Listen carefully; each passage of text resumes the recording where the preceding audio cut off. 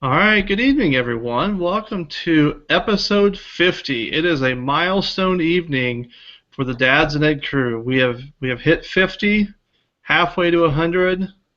Man, it's just going to be. We should have had cake. We should have We had should have had cake. cake. Dang it! It's Once Digital again, cake. digital cake. no, not digital cake, real cake, Brent. Yeah, we Who could have wants each got our own. It's kind of hard to break cake together when we're in three different locations. I know, I but mean, maybe it would have been a first. it Can we would have. teleport that? I don't know. I don't Maybe for know. our 100th. Maybe that technology will be available for our 100th show. We'll teleport cake to each other. Mhm. Seems like there's something that we could have done. We could have at least made it look like we had the same cake for people that were watching. People listening, they People might even listening. think they might think we're in the same room doing this. Yeah, that's a good point. We probably shouldn't have spilled the beans that we're not in the same room and we don't have cake. We really could have said we had cake and the people listening would have been jealous. At That's any rate. true. My name is Josh Allen, one of three hosts of Dads and Ed, coming to you live from the western shores of the Missouri River in Nebraska. Excited to be here we have our guest tonight on episode 50, Darren Kuropatwa. I hope I've done more research. I didn't do it? Isn't it Kuropatwa? No, I don't think so. Ah, good God. I know. Hopefully there's not yet. Yeah, I hope not. Well, yeah, I don't know. I thought I did research. Someone spelled it out phonetically in our Voxer group. And I don't think it was correct. I went back and listened again. See, I was relying. It must have been Brent. I was relying on him to have gotten it right. Yeah, I didn't do that. He's the one going for the doctorate in this group. I spelled it out phonetically. I don't. Yeah. I know. That's what I said. All right, we'll let Darren fix it. Hopefully, Darren is an expert on how to say his last name, and he can educate all of us. One wonderful wife, beautiful wife, 3 kids, one on the way in August. Excited to be here tonight. Brent, go ahead. Yes, sir. Brent Catlett here from Independence, Missouri, home of Harry S. Truman, the Independent School District Director of Technology, amazing, supportive wife Josie, and 5 children, and keeping myself busy. So excited to have Darren on. I met Darren years ago at the iPad Summit in Atlanta, so I'm excited to visit with him tonight. Devin Schoening. I'm a K-12 instructional technology program lead in Council Bluffs, Iowa. I've got a wonderful wife who is somewhere. Just told me she was walking up the street. I'm not sure what that means. My 2 children, wonderful daughters. Claire is 10. She told me she was going to do this introduction tonight, but she has been distracted by YouTube apparently. And Gracie is 12. And she's doing what 12-year-olds do. She's in her room, probably, by herself. Ignoring her parents. Ignoring her parents and everything that's going on around. So welcome to my life. Yeah. Well, if you are not like Devin's family and you want to actually get in touch with the show, feel free to tweet us at Dads and Ed. They could use the hashtag Dads and Ed if they wanted to, which your wife has in the past, I will say, which is great. We always support that. You do. If you miss any of the show, you can go to dadsanded.podbean.com, subscribe in iTunes by searching Dads and Ed. We are also so excited to still be on the Edu Podcast Network. We have made it a couple months now. Mr. Nessie has not decided to kick us off, and the other folks, wonderful people on the Edu Podcast Network, they have not voted us off the island yet. So far, so good there. As many of you know, we made our locks last 2 weeks ago of who's going to make it to the Final Four. Mine did not make it. Mine didn't even make it out of the first game, which is Michigan State. Devin gave us 8 locks for the Final Four. How many of those made it, Devin? I don't know that any of them did. Oh. I might have been over. Yeah, I think my sleeper pick was West Virginia. They got beat rather early. Yeah. Like the first round. Michigan State, I think, is who I had winning it all, who also got beat rather early. speaking of like the first round. So, yeah, at least it's been fun. At least it's been fun to watch. I have no business being in any bracket, but any contest with anybody, but it's been fun. Well, and we've had disclaimers on the show before that we don't want any of your gambling debt. Don't listen to us for your before you call your bookie. I will say, and I even got the Carolina shirt on tonight. I do have Carolina winning it all. I have since the beginning. They are still in it, so I am excited about that. Brent, how are you doing? Yeah, I have Oklahoma and North Carolina. Carolina winning it all. So I have 2 out of 4. So it could be worse. Not bad. He's batting 500 in the majors. He's a stud. Hall of Fame. I do have the other Final Four pick that I still have was Oklahoma. I don't remember who I had Michigan State coming out of their bracket and Kansas. So what are you gonna do? So I had Kansas and Oklahoma and Michigan State and Carolina. So I've got the 2 alive, but neither of the finals. Nobody in the finals, no winner. This is it for me. I've won all the games I can win. There are no more points to be had. Well, since we do run the show, we can have a second pick. So we have or a second chance. So we have Oklahoma versus Villanova, and we have Syracuse versus North Carolina. So who you guys got? Brent, who you got? I'm going to stick with my guns on what I originally picked. I think Oklahoma, North Carolina. Unfortunately, I think that Oklahoma might pull it off, even though I predicted something else in my bracket, which my bracket, like most folks, is pretty much toast. But anyway, I think Oklahoma's really playing well. That Buddy Hield, he's just unstoppable. Although North Carolina did play really well the other day, yesterday, whenever it was, the day before. So I don't know. It'll be interesting to see if one of those other teams, Villanova's pretty hot. It's been a great tournament. I really have enjoyed watching it. It's been a great tournament. I'm having a hard time going against Villanova at this point too. They've played so well. And that being said, I picked them to lose in the second round. Which is just goes to prove just how good I am at this. But man, they're playing well. Oklahoma's playing well too. I think that's going to be a great game. I think the other one has the chance to be kind of a stinker of a game. I think that Carolina is much better than Syracuse. But hey, Syracuse is hot. Gotten hot at the right time, especially just for minutes of that Virginia game. They had no business being in that game until the last handful of minutes. So I think Carolina wins that one. The other one, to me, is just a toss-up. I think that could go either way. I would agree. I think that North Carolina is the best shooting team that Syracuse has had to face in a while. So if they can continue that hot streak, I agree. I don't know that it'll be a very close game. The Oklahoma. Go ahead. If Oklahoma shoots it the way they've been shooting it, I don't know that anybody beats them. Right. The way they shot it in their last game against Oregon, especially, man. I mean, if they're going to shoot it like that, good luck to anybody else. Yeah. Yeah. So we'll see. We'll be watching the game next week. We don't have a show next week. We didn't really plan it like that, but it all works out for the best. So, dad moment of the week. What was my dad moment? Oh, I know. So I mentioned that we are having another baby in August. So today we're at 20 weeks. So we got to go in for the 20-week ultrasound today. Found out what it's going to be because I am one of those guys that likes to know ahead of time. And came home or went to the store, got some balloons, threw them in a box, wrapped it all up in the middle of a parking lot. Came home for the kids, opened it up, and pink balloons popped out. We're going to have another girl here in August. As you can imagine, my son, not terribly thrilled about it initially.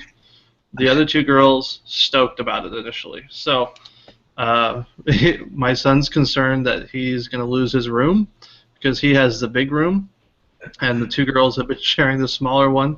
Because when we have guests visit, with my in-laws being out of town, we give them the bigger room and all that. So I think he sees the writing on the wall, and I said, buddy, I need you around. I need your help. I need someone to watch sports with, so I don't have to play dolls all the time. And so they're all excited. But we did get to find that out today and share that with the kids. And we didn't have school today. Everyone's on spring break. Today's the last day of both of our spring breaks, and so it was fun to have one last day and take care of that today. So that's my dad moment of the week. Congrats. Thank you. Yeah, You're going to be in debt, man, with all those weddings. I had that thought, actually. That was, what was my other thought? Oh, I'm going to have to repaint the bedrooms and one more wedding that I have to pay for. So, yeah. I joke about that, but we all know the important thing is that the baby's healthy. I was sitting there, and I know Brent. We've talked about this off the air. Your sister, I think it is, that does the ultrasound stuff. That stuff blows my mind. I mean, if you think about how many thousands of years people just had babies, and in the last 30 years, because I mean, a lot of our parents were kind of on that borderline where, like, the older kids, if you're in the 40 to maybe a little bit, couple years younger, they didn't have the ultrasounds. And kind of, if you're in that 35 and under, maybe they did, depending on your doctor. Now I'm sitting there, I got my feet up, I'm watching it on a 50-inch TV and seeing a heartbeat, and the doctor's like pushing all these buttons, and I mean, it's just crazy how quickly that stuff is advanced. I mean, 20-week-old baby, it weighs 12 ounces, and I can see its fully formed face. Yeah. I'm like, what? I mean, blows my mind. But yeah, that's crazy. Brent. Yeah. So you're not going to be able to see this if you're listening to the podcast later, but this is my kitchen here, right? And so this has been completely renovated, or facelifted, I should say. But what you can't see, my friends, is the work I did this weekend to childproof it.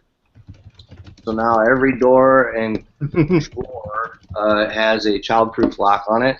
And our youngest boy has been driving my wife nuts. I was kind of trying to get away with, like, okay, we can labor through this last kid. And so I snapped a couple pictures for her. She was up in Omaha for Easter, and I stayed here with the little two and went to my uncle's here, and they're just hard to travel with. So we decided to divide and conquer. But anyway, it was kind of fun because he went over there to check things out like he typically would, and then he couldn't get in. So that was kind of fun for me to see his face, like, hey, what just happened here? I can't get in, destroy everything like I used to, So wait a minute. Surprise, Devin. Yeah. Mine is just we're coming to the realization here is as kids get older and they're involved in more and more things. So 10 and 12, coming to the realization that the summer is already full, right? So they both have a couple of week-long camps that they're going to be at, and they both work at the zoo as volunteers on Saturdays, and acting class and soccer, and swim season starts.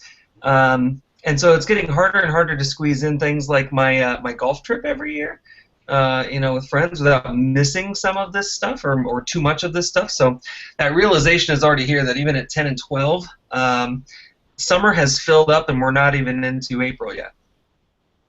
That's not a bad thing, but it's a thing, right? It's a thing that I have to consider. I don't get the run of dates anymore like I used to. I think being the host of a show that has the word dads in it, you're not allowed to say it's a bad thing.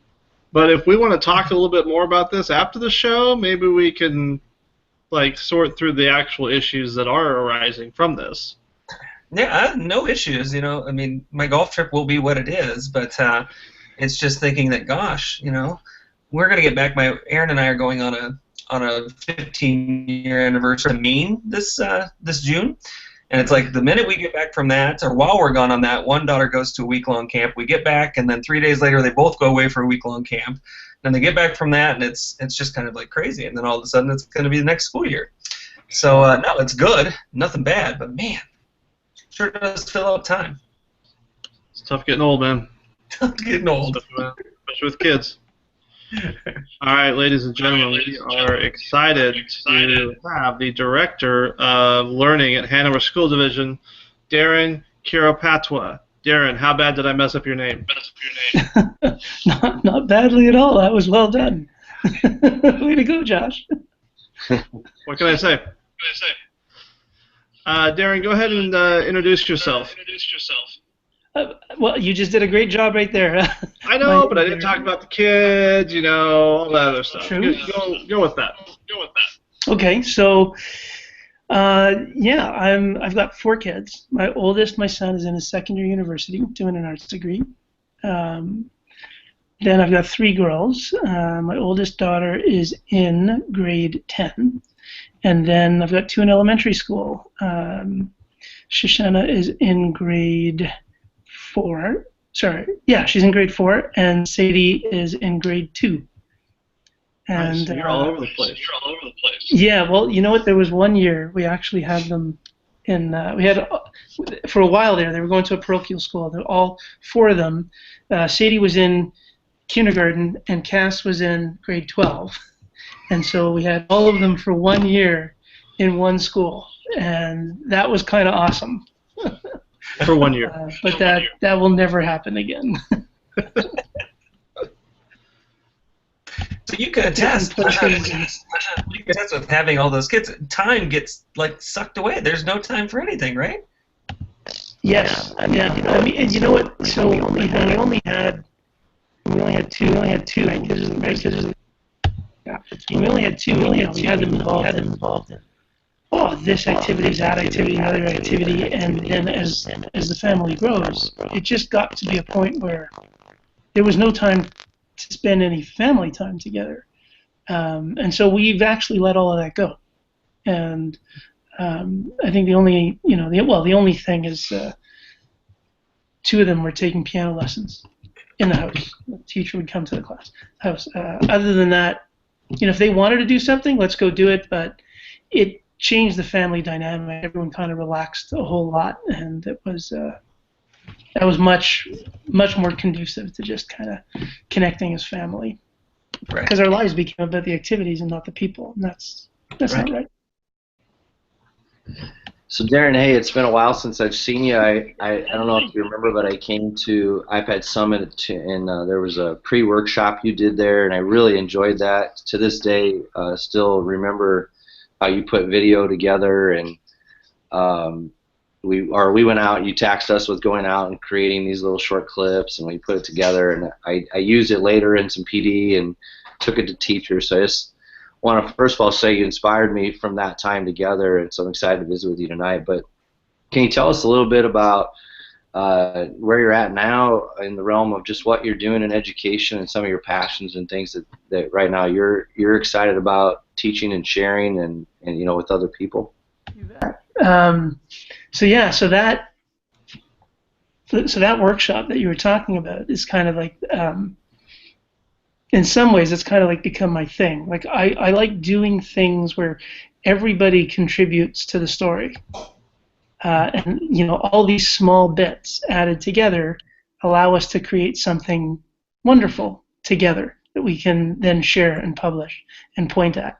The real value, of course, is in the story, and so coming up with good prompts like what shall we collect? So little bits of video, little bits of audio, etc.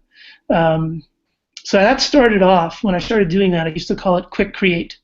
Like, let's make something together very quickly. How can we do that in 10 minutes max? And what ended up happening is I realized that the juice wasn't, the creating part was important, but that's not where the real juice was coming from. The real juice was coming from the storytelling. Mm-hmm. And if I could, tell a meaningful narrative and, where everybody gets to contribute. So there's one thing that I've done with a lot of teachers is, and I've been tickled to see how this grows, but so when we tell stories with audio, I'll frame it up like this. I say, think of someone in your life at some point said something to you that stuck. Like, you still hear those words echoing in your mind today. It could be a parent, a teacher, a coach, could be a child, it could be a peer, a sibling, I don't know. And I don't want to know. I don't want to know who the person was, and I don't want to know what their relationship was to you. All I want you to do is say, he told me or she told me. Everyone begins with those 3 words, and then tell us what they told you. And then I'll go around and I'll collect all the audio bits, drop it into Audacity, drop in some Creative Commons music, lift it up, nice high volume on the ends, tuck it down in between, and then we publish it as a podcast like right away. And the technology part happens in like 5 minutes.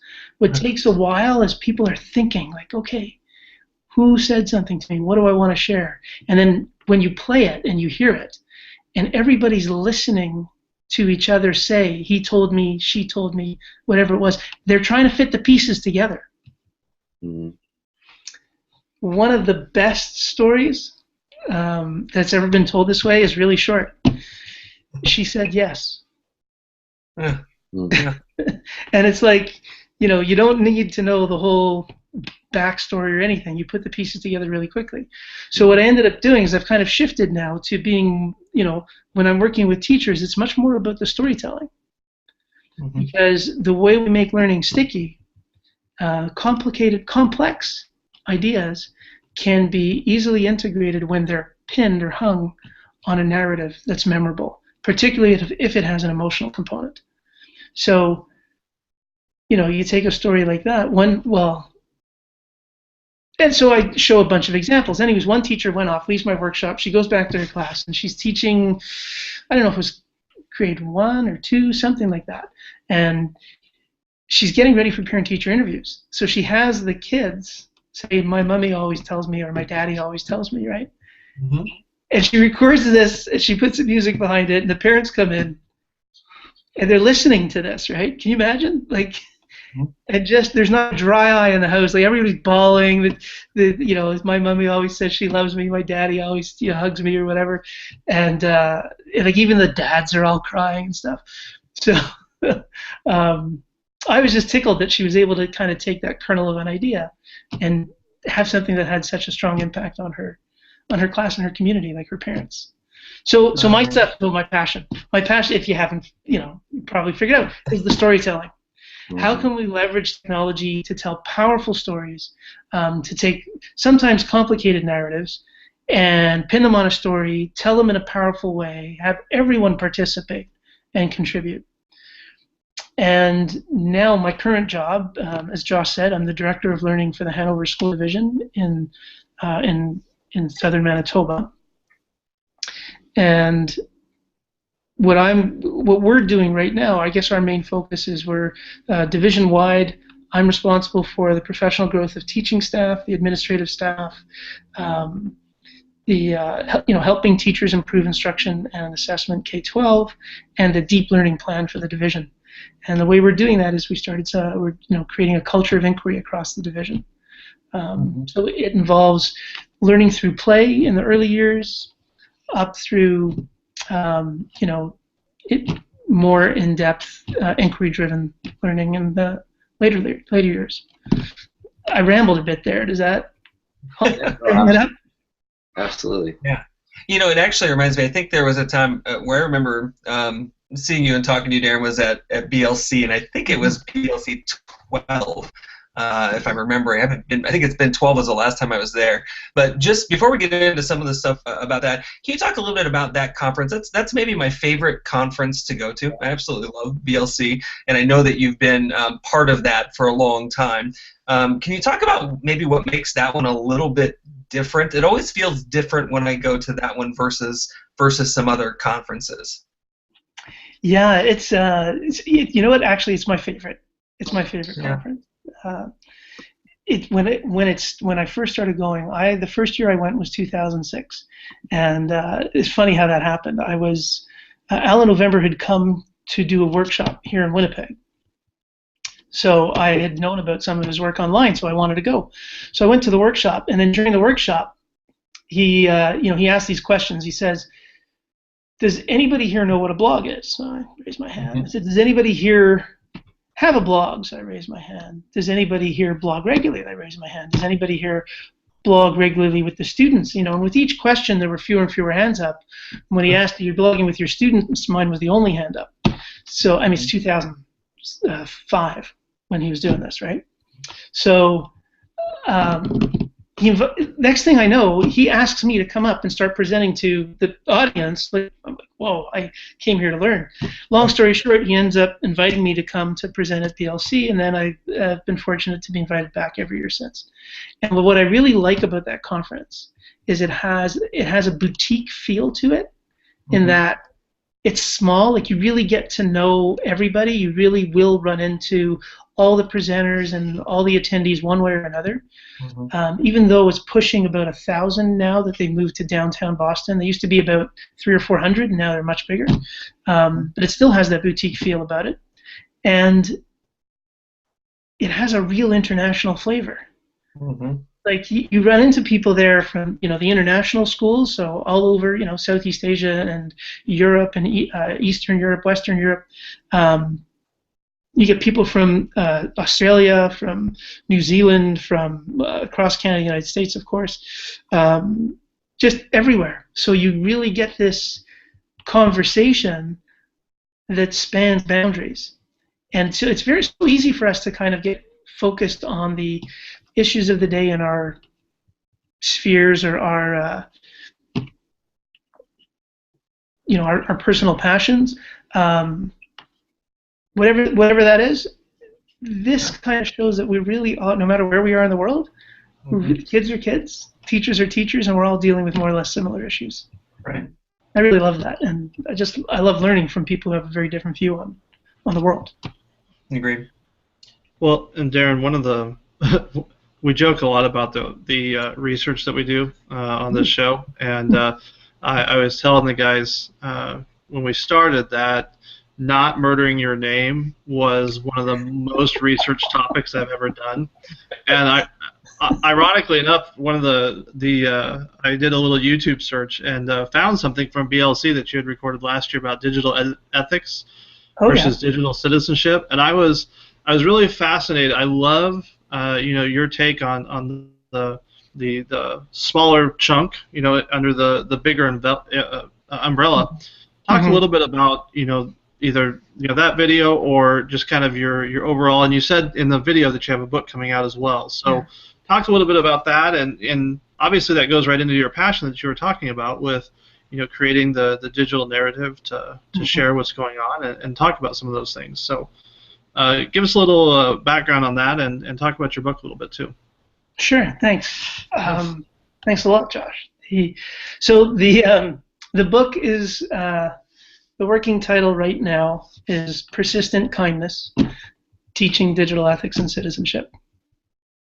And, in the video that you were mentioning, I think that a lot of times that if you look at the conversation around digital citizenship online, which more and more we're now just calling citizenship, right? Because recognizing the fact that these are not two separate worlds, online and offline. They actually blend and merge in weird and wonderful and sometimes awkward ways. The conversation around digital citizenship seems to me to be more often talking about ethics, in the sense of, and ethics really just one-sided, like way over to one side, like telling kids what they should not do. Telling them, don't overshare, don't share too much, be aware of your privacy, don't share pictures that you may in the future not want people to see, and so on. And I think, while I recognize the importance of that, I think there's, you're going to get limited traction with kids around that because they're smart. I mean, kids don't, and to be honest, and that's one of the things I said in the video, is we don't really struggle with figuring out the difference between right and wrong. That's not a hard thing to figure out. Even though kids sometimes choose to do the wrong thing, it's not that they didn't know that it was wrong. Right. The real ethical challenges that we're faced with are when we have to choose between two competing wrongs. You're stuck in a situation where it's wrong whichever you do. What do you do? Or, even more difficult, two competing rights. How do we navigate those waters? Those are the things that generate a lot more interest and a lot more conversation. So, and then the other thing when we talk about citizenship is like that whole emphasis on what, like what I'm saying, like over here to one side, like what not to do. We need to get over here to the other side and talk about what do we do. Right. like citizens don't just avoid doing bad things; they also make positive contributions. Amen. So, one of the things that kids can do, like one of the things they can do with learning is how is what I'm learning from you going to turn around and become a contribution to the global knowledge commons? How is the world going to be better because I've learned something from you? So how am I going to share that to a different audience and publish it in some way? And how do I improve this sphere of knowledge in some way by putting it out there? So we have a responsibility not just to not do bad things, but to make positive contributions as well. Darren, you mentioned it, and I'm just curious your thought on this. You said something that I just had a conversation with parents about recently at one of our schools. Is this idea that kids, for the most part, know what the right thing is. Sometimes they just mess up and do the wrong thing. How many people do you think, educators specifically here, actually believe that kids know the difference between right and wrong when we're dealing with these online spaces and just sometimes mess up and do the wrong thing versus, because you hear a lot that kids, they just don't understand that space. They don't know what they're supposed to do or not supposed to do, and that's where I think a lot of this educate them on what they shouldn't do comes into play. But how many people do you think actually believe that, who are in positions that work with kids on a regular basis? Well, as in all things, each according to their gifts, right? But it's an interesting thing when we talk about digital spaces, because very often, more often there are more kids who are more familiar with digital spaces than there are adults familiar with digital spaces. Now, the pendulum's swinging, because I think there's a lot more, many more adults, many more teachers are kind of getting up to speed on various social media networks, Twitter, Facebook, Snapchat, etc. Instagram is one of my favorites. I think what's happened though is that the real challenge there is that because the spaces are unfamiliar to parents and kids have kind of staked it out first, and we saw this happen with Facebook.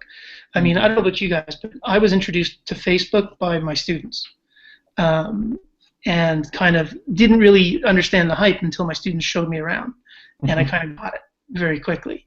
But now the Facebook space has changed. Now, originally, Facebook was more of a kid's space, and adults were reluctant to enter into the space because they didn't want to invade the kid's space. And I think there's something misguided about that, because kids need adults. If we leave kids alone in any space, whatever it is, without any adult influences on them, then you get kind of something that's very Lord of the Flies. And I think that's what we're seeing with some of the ways in which, the awkward ways in which kids are starting to use or have used social media, and the negative ways in which they've used it to hurt each other. When kids have strong relationships with adults, then their interactions get tempered somewhat. If we leave them alone and we don't enter into those spaces, then they begin to connect with each other. And it's missing that level of maturity that comes from interacting, having a strong attachment relationship to an adult. So we can't forego our parental responsibilities to our kids, because they're moving it. Like, you wouldn't let your kid just kind of go to a different neighborhood in town that you don't know anything about, and they're just going to go off and they're on their own. You don't know anything about it because some of their friends are hanging out there. You'd want to know what the space was about. Right. Well, we recognize that there's relationships between on and offline, so why aren't we doing that with the online spaces? Darren, it's interesting you say that, because we had a different guest on a while back, and we were talking similar conversation. And his thought was that we don't necessarily need to be in every space that kids are online. Just because the kids are there, we don't necessarily need to be there. We still need to build those relationships like you were talking about. But I'd love to get your take on that. And I'm not pitting one against the other or anything, but what's your feedback on that? Do we need to be everywhere kids are? Say that again? Do we need to be everywhere kids are online? I don't think we need to be everywhere that kids are, but we need to have an understanding of the space. Yeah, and that, as you were talking, that was one of the things that I thought was a bit different. Is just the understanding of what the space offers, not necessarily, you know, bestie with my kids on every single arena. Right. Like, I know. So, for example, like if you understand, if you're familiar, say, with, I don't know, Instagram and Twitter, you might be able to piece a sense of what the Snapchat space is like. But eventually, you may become curious about Snapchat and wander in there anyways. So I'm not saying it's not really a question that you have to be in every space that kids are in, but you can't abdicate your responsibility to be aware of the spaces in which your kids are moving. Right? Like I don't know. The idea that kids get into spaces that parents are off limits doesn't sit well with me. And I don't mean it in a creepy control way. I mean, I really want to know what's going on with my kids. I want to know, like, how do you see the world? The way the world looks through your eyes is fascinating to me. And I'm not going to hide the fact from you that I'm following you on Instagram and I'm following you on Twitter or anything, and I'm aware of your Ask FM page. And while I probably am not going to ask any questions on Ask FM, I'll probably read the stuff that's there. After all, it's on the internet. That doesn't make it private. So, again, it's not a question of necessarily being deep and actively involved in every space that kids are in, but I don't like the feeling that there's a space that's taboo. Like in my home, it's wherever my kids are, I can go. Why is that different in an online space? And don't get me wrong, I'm not trying to invade their privacy. Kids get privacy at home too. Totally respect their privacy. You need some alone time? Take it. We're all good. But I don't like the idea that it's taboo. Like because I'm your dad, I'm not allowed to go there. That seems like the order's been flipped. Yeah, and I would say that the guest that we had that was talking about it was not coming at it from that perspective. I think his was more educator. Educator, not having to keep up with the kids. And you know what I mean? Yeah. Definitely not saying that it was taboo, but I appreciate your point. It's a great point you made there about it's on the internet, it's public. Right. There's nothing private about that, right? Exactly. I mean, and it's and I want to be cautious too, because like it's very easy for like these sorts of comments to get taken as this happens a lot in not in our conversation, but I find a lot of conversations they end up building this false dichotomy. I'm saying it's all of this and none of the other. Like no. I'm just saying it can never be all of this and none of the other, even from the kid's point of view. All right, I will delete that like 2-second clip that I had now, so I won't just post that part. Yeah, I do a little rearranging every now and then to make it sound the way I wanted it to. But in all seriousness, the big takeaway from that, I think, is when we're mixing those two ideas maybe that have that we're sharing tonight and that happened months ago with another guest, is where I think you're right, Darren, is there needs to be this understanding of those spaces versus being active in those spaces with the kids, right? There is truly a difference between those two things, and that's I think so important for people to understand, right? That just because I don't have to be using Snapchat to make sure that I'm aware or understand that space that my kids, whether my own kids or my students, are living in those spaces. That's a key difference. I like that. Yeah. I mean, and like if your kid's looking at snaps, is it okay to look over their shoulder? I mean, sometimes it's private. I respect that, right? Yeah. You never see it. Like, I don't know. I mean, what was that? Oh, there was this meme that just went around the internet. Started on Snapchat. Now I can't remember the kid's name for the life of me. And then he ended up on the Ellen show, and damn Nathan? Oh, I can't remember. Anyways, there was this video, right? He kept this kid who was dressed very stylish, and his friend took like a 2-second snap every night. He's like, damn Nathan, and he turned it into like a Snapchat story. Anyways, the whole thing went viral, and so even the stuff on Snapchat, that's not private stuff either. Right.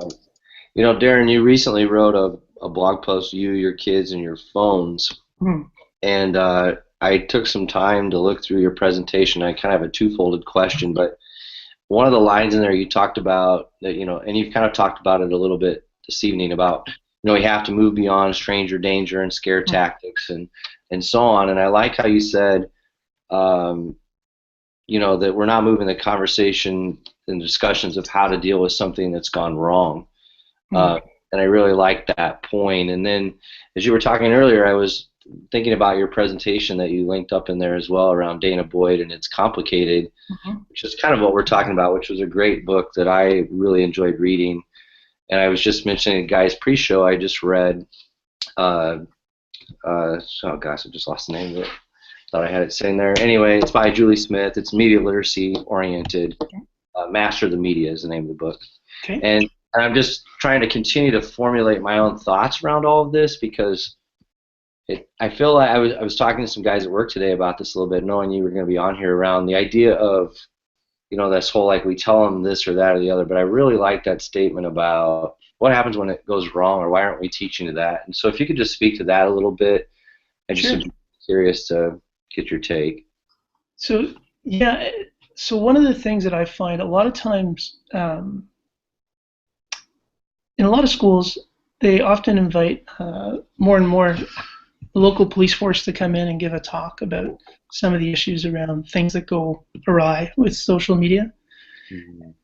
And I think they bring up a lot of really, really important issues that need to be addressed head on. And I think that's important for us to do as educators as well. But I think we need to carry the conversation farther than that, because we are educators. And if all we do is focus on those negative things, like we've got to be frank and open and honest about the stuff that's gone wrong. But one of the big differences between how many young people see the internet and how some adults see the internet is kids primarily see the internet as a kind of a space to interact, play, and sometimes even to learn stuff. And the internet has empowered them to do things in ways that have never been possible before. And I think we need to share, like I was saying, the difference between right and wrong. Those are the hard ethical challenges. And kids need more models of empathy and empowerment, because the internet has enabled us to be empathetic and empowered us to do good in ways that have just never been possible before. And we need more of those stories shared with the kids, more of those examples. So, I mean, how many schools now have, these positive Twitter accounts, right, that go around, instead of calling people down, they're building people up, right? It started because one kid one day saw people using Twitter to call a bunch of kids down, and they turned around and said, I'm going to start a Twitter account, and all the people that I saw got called down, I'm going to build them back up, and did it anonymously. And it turns out it's the captain of the football team. He gets outed. Right? Or some kids walk into school, grade 9, it's high school, so grade 9 to 12. Grade 9 kid, first day of school, is wearing a pink shirt into school, and this group of kids is just merciless with him. They're just awful. They make his day miserable. So these two grade 11 kids saw this happening. They go home. They go to all the kind of thrift shops in the town that they can, buy all the pink shirts they can get their hands on, connect on Facebook, get the message out to everybody, grab a pink shirt, tomorrow we're all wearing pink. And the whole school shows up the next day wearing pink. How does that kid feel? And because of that, we now have Pink Shirt Day, or International Anti-Bullying Day. All that started because of that story, because of two kids in a high school in New Brunswick. That's awesome. Yeah. So to bring this full circle to Josh's original question. This is why my book is called Persistent Kindness. Because when you, in the face of adversity, when things go wrong, when you see something happening that shouldn't, that people are getting hurt, when kids do bad things, when we push them away, we're not building them up. Mm-hmm. When we isolate them, when you suspend them, when you take them completely away, you're not solving the problem. Mm-hmm. You're just letting it fester. You're not fixing anything. What we need to do is pull them close. We need to greet them with persistent kindness, and we need to establish stronger personal connections with them to be those models of empathy and empowerment so that they do learn. Learning happens through people who we trust and respect. And they don't learn to trust and respect us by us pushing them away. They learn to trust and respect us because we pull them close. And that's why the book's called Persistent Kindness, because it's about how do we deal with these issues in ways that pulls kids close. Before I get to the next question, I've got to say I love the working title of the book. Persistent Kindness is an awesome title for a book. So whether that ends up being the working title or the actual title, I love the title. One of the things we like to talk about with people that come on, because we really are about this intersection of being a parent and being an educator, and how the two kind of impact each other. And so the question really is about, can you talk about how being an educator impacts you as a father, and how being a parent, being a father, impacts the work that you do with kids? 100%. So, when you're a teacher, right, and there's parent-teacher interviews and moms and dads come in, and they turn to you as a parenting expert in many cases when things aren't going right with their kid. And I remember that from the early years before I was a parent, because I lived and worked with kids like all my life, really. And honestly, who was I to give a parent advice about parenting until I really had kids of my own? So it did change my worldview as it does to all of us. Anybody, as soon as you become a parent, you just have a totally different view on the world. One of the things that I did over time is, as a classroom teacher, I gave less and less homework. When I saw my kids coming home with homework and the impact that had on family life and everything, I said, I can't do this to my students. So I started, and I was a high school math teacher. So they got homework, but I mean, by the end there, they were getting between 1 and 4 questions to work on a night. Like really, we really tried to take care of most of that stuff in school, whether it was high-end math or not, AP calculus and all the way down. And now, and I've got kids at different, like literally at every space, right, in the educational sphere, right, from post-secondary to early years. And I see how their different personalities fit or don't with the school system. And that's hard when you're when you're in the system and it's your kid and they're having struggles, and sometimes they're not making a good connection with the teacher. Sometimes, it's just this school's not their bag. It's not that they're not smart or anything. It's just it's not hitting the right notes for my kid in this school.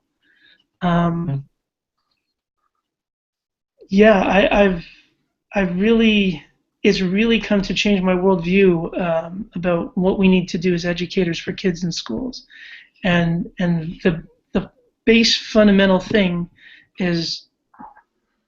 turns on relationships. Mm-hmm. Like certainly as a parent, you want to strengthen your relationship with your kids. Everything is about that relationship. As an educator, it's the same thing, really. Like the prime directive in the first weeks of class is just to build a strong relationship with each and every kid in my classroom. One of the things that I would do, you collect the kids as they arrive. And one of the things I would do is I would stand outside my classroom door, wait for as every kid would walk in, and I'd say, hey, how are you? Sometimes shake hands, sometimes high five. How you doing today? You're looking good, whatever. Just make that personal, whatever it was. When we agreed, we kind of set up this is how the routines are going to work in our classroom. Do we all buy that? And I would walk around and shake hands with every kid, say, look, do you agree to this? You've looked at this and agreed to it? And we would shake hands. If a kid hadn't, it was a blog post. If you hadn't read the blog post, yeah, I can't shake hands with you yet. So you read that because I want to shake hands tomorrow morning. And just that personal little things, like shake hands with everybody. So when I do workshops, I'll try to go around and I'll shake hands with everybody in the workshop and get their name. I don't have a hope in remembering everyone's name, but some I do. But again, start that way. Begin class, and it's like when something goes wrong with one of my kids at home, the first thing I do is hug them. Mm-hmm. And then once that happens, then it kind of brings everything down, and now we can talk. We can deal with whatever the problem was. We have to do the same thing in school. Like, first, let's have a strong relationship, and when the kid feels like there's someone who cares about them, mm-hmm. they want to make it work for you. Yeah. I don't know, does that make sense? Mm-hmm. Absolutely. So relationships first, and then learning happens naturally. One of the things I really like about us doing this show is getting the opportunity to meet people. And I was just looking at your Twitter account. I see you started in April 2007, and I believe I started December of that year. And I know that I've followed you for a long time, but as reading this and having conversations with you just takes it to a whole new level of understanding and respect. So I completely appreciate you being on the show tonight, and that's completely selfish too. I mean, really, that's why we do this kind of stuff, is for our own benefit. I do want to give a shout out, Bill. Sorry, I forgot to give you a shout out earlier. Bill gave us a little congratulations on episode number 50. Jim York, friend of the show, tweeted in. Jim is a high school principal out in western Nebraska, and enjoyed your conversation and got him thinking a lot about the citizenship piece out there in beautiful Thedford. So I appreciate him checking in. Darren, we got a couple other things that we need to wrap up. Do you have time to stick around, or do you need to get going? No, I'll stick around. All right. And I just want to say thanks for having me around for number 50. It's kind of a big milestone. It is. Yeah. We're kind of a big deal. Yeah. 100%. Yeah. A little bit. Well, I love the whole dads in ed. I love that. There's not a lot of specifically dad stuff going on. No, and a lot of people, we get a lot what's your show about? And we're kind of well, you must not have met us because we're not terribly creative. We pretty much spell it out in the name of the show. It's being a dad and being in education. It's not we're not creative enough to come up with, I can't even think of a fake one to come up with. That's supposed to happen when we're off the air, Josh. You're not supposed to say on air that we're not creative. Oh. And not good at coming up with if stuff. Someone's tuning into episode 50 and is realizing that we're not creative, they missed the first 49 shows. All right, well, we have app or site of the week, Twitter follow, and coming event. So, Darren, if you have any that you would like to chime in, feel free to jump in at any point. I'm going to start off with the app or site of the week. My app is Tell a Story, and I will tweet this out here in just a second from the Dad's Ed account and on the hashtag. Tell a Story is from Launchpad, which actually was bought by Google a couple years ago. Launchpad, you're probably, if you've heard of them, it probably would be from Toontastic. Toontastic was an early iPad app that what I really liked about it is it would walk you through the steps of creating a story, which many of the other ones don't take the time to do. Tell a Story is kind of in that same model, but what it does is it gives you kind of like a little character, and we've played around with the Google effects on here before in a Google Hangout, and it does a little bit of that where it will read your face, and you can set that thing up there, and you can be a news anchor, you can be a helicopter pilot, you can be all sorts of different things. So it is free, which is great, of course. So I will tweet that out, but Tell a Story is the app of the week. Darren, do you have one to share? An app of the week. Or website, either one. What's one that you're using, or that you don't have to be creative like us and actually come up with a new one every week. I did actually. I googled "Tell a Story" on our podcast page to see if I had typed it in before, because we're getting to the point now after 50 that we're starting to, when you get older, so I've heard, you start forgetting things, and we're starting to forget after 50 shows like what we've talked about already. So I'm just looking. I have a folder on my iPad that I call testing, and I'm not convinced yet whether or not I'm going to use it. But there's one app it's been sitting here for a really long time, and it's called Tag Cloud. So what it allows you to do is, it's an app, so you can access a web page, so let's say your web page is a Google Doc or anything at all, and then it creates a tag cloud out of the page, like a Wordle. Mm-hmm. And then you can put that Wordle anywhere. What I really like about it is that you can even use, you could also connect it to like a CSV file. So what you could do is create a Google form. People put all their answers in. That goes into a spreadsheet. You then take the URL of that spreadsheet, put it into this app on your iPad, and then it creates a Wordle. And all of that could be done like from I remember I was talking about quick, small, little snippets. Everybody makes contributions, and then we make something cool together.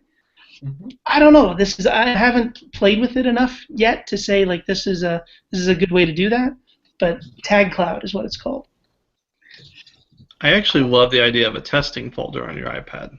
I have a lot of apps like that are just kind of there. So. Yeah.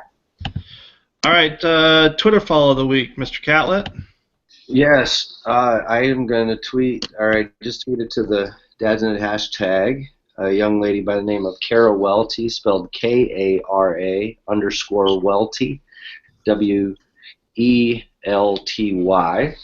She's out of St. Louis, Missouri, but I'm happy to say she's going to be joining the ISD Strong team next year in Independence with us, as we are venturing to make an elementary building a one-to-one building that's a pretty large building, and we're kind of redoing the whole thing, like it's getting a facelift and new furniture and all kinds of new stuff, and she's going to come on board as the tech integrationist / mentor teacher.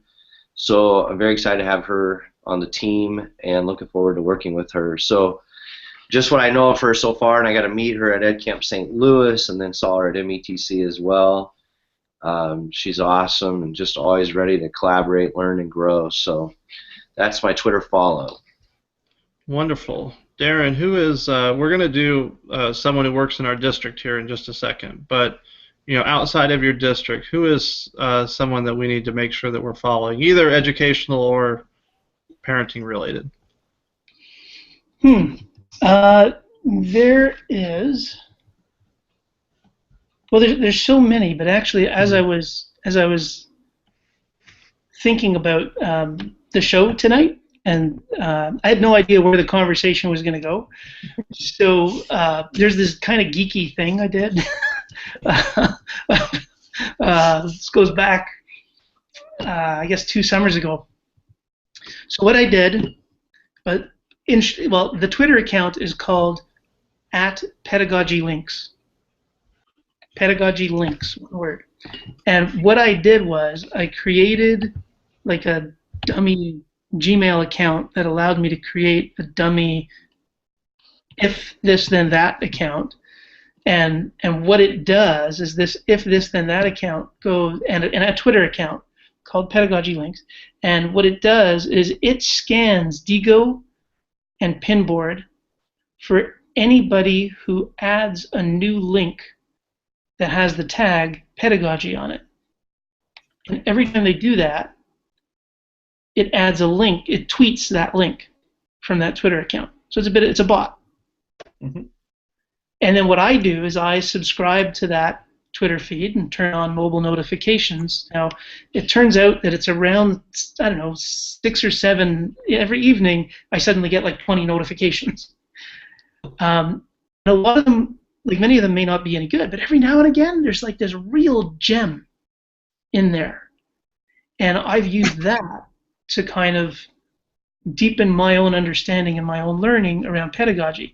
Let other people do the research for me, let the bot collect it for me, point it in my direction, and then I'll do the last level of sifting.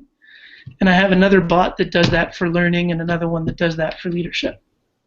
That is geeky. Yeah, seriously geeky. Brilliant, but geeky. Wonderful. Devin, what's on your radar?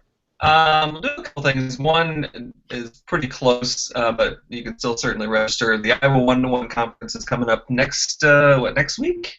Start the week from tomorrow. The Leadership Day is April 5th. Bob Dillon's leading that half day this year.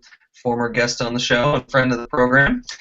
And then the next day on April 6th is the actual conference. The nice thing about that one is it's a one-day deal. You come in, you get a whole bunch of sessions. Not necessarily at all. There are no keynotes or workshops or things like that. It's just kind of come in and take 4 or 5 sessions and learn. So I appreciate that one day where teachers don't have to take a whole bunch of time off, can take one day and go. So we'll be there. I'll be there on the 5th and 6th. For the half-day leadership day, and then doing some sessions on the day after that. And then I know we'll talk about it again, but obviously in about a month now, NETA will be coming up, and I'm sure that the next show we'll talk about it again, but can certainly still register for NETA with a great lineup this year for speakers at NETA again. Well played, Devin. Thanks. You're welcome. As president of said organization, I appreciate that. I figured you would. You're welcome. I do. I did organize those awesome keynotes that you were mentioning too. So anyway, Darren, we talked about BLC, but what other events do you have coming up, either before school or over the summer? There's one coming up this month that we call the Ed Leaders Unconference. So it's started, this is the 3rd year we're doing this, and it's online, edleadersunconference.wikispaces.com. And what it is teachers whose job it is to help other teachers. Sometimes those people are called support teachers, consultants, curriculum coordinators, learning coaches, whatever you want to call them.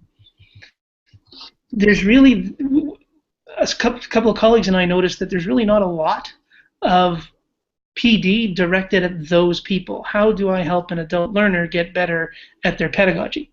And so we started this, the Ed Leaders Unconference. That's coming up on May 20th. It's free in Winnipeg. So if you come to Winnipeg in April on the 20th, we got the place for you to be that day. There's another conference coming up in May here in Gimli, and kind of 2 hours north of Winnipeg, is called Riding the Wave, and we're going to have Kathy Cassidy is going to be the keynote for that conference. So she's a brilliant grade 1 teacher from Moose Jaw, Saskatchewan, and a good friend, and I can't wait to hear her speak. So Excellent. That's a couple. Wonderful. Thank you for sharing those. Moving on, wrapping up the evening with our district spotlight, Mr. Schoening. Let's see. I'll start by sharing. I don't get shared. Excuse me. Shared this one before.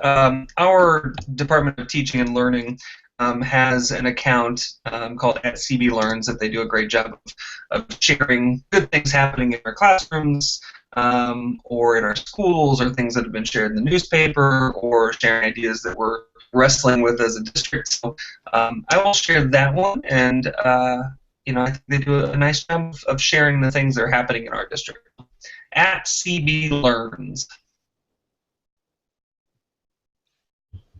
Well done. All right. Well, since it is a springtime here in the States and other places in the Northern Hemisphere, we have started spring sports Running the district Twitter account, I am eternally grateful for people like LCHS Track, who share results and updates and do a great job of communicating with kids via Twitter, so that I can just retweet that. And we have a number of those, and I think I've highlighted some in the past, but LCHS Track is the boys track account. The girls has a separate one, which is perfectly fine, but just thought I'd highlight those tonight.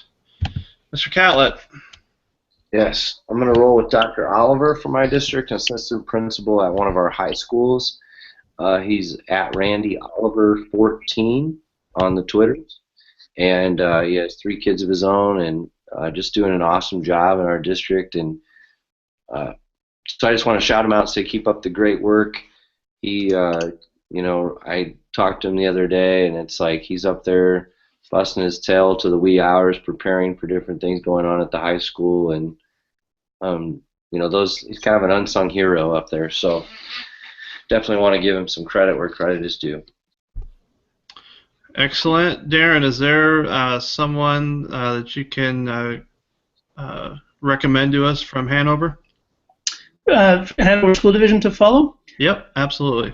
Yeah, there's a whole bunch. There's we've got there's Hanover SD for Hanover School Division. That's kind of the official Twitter account of the school division. We've got I have so many. So in my job, I'm responsible for the learning coaches in the division, and you know, some great Twitter accounts: Ann Reimer, Kim Coop, Martha Reimer, Charmaine McKidd, Barb Gallassier. You know, there's probably too many to kind of name them all, but the one way to find them all is just hashtag HSD Learns, and you'd find kind of there's teachers teachers doing amazing things in classrooms around our school division, just like in your guys' districts. And like you, we've got a hashtag that they use to kind of share some of that stuff. So some great people in Hanover, HSD Learns as a hashtag. You'll find us all there. Cool. Wonderful. Yeah. Sometimes, you know, it's funny being from a small district. I'm kind of like, well, we only have 200 staff members. They're not all on Twitter. You know, we need to. How long do we need to keep this up? But absolutely, if we were just doing this as a one-time shot, it would be a much longer discussion on our end. So thank you for that hashtag, and I'll tweet that out here in just a second. So, all right, gentlemen, we have come to the end of the evening. You know, Devin, I didn't notice this, but next Monday, of course, not only is the NCAA tournament, it is the start of baseball season. Did you notice where our next guest is from the second week of baseball season? I did notice that. Yeah. Catlett, do you have anything to do with another Kansas City resident being on the show as baseball season starts? I may or may not have had anything to do with that. So Sean Nash, a fellow Royals fan, along with Catlett, will be kicking off baseball season and in a couple weeks. So we'll talk more about the Royals. So, Darren, we appreciate your time. Thank you so much for joining us, and we'll talk to you soon. Take care. Thanks a lot, guys. Thank you. Dan. Thanks, Dan.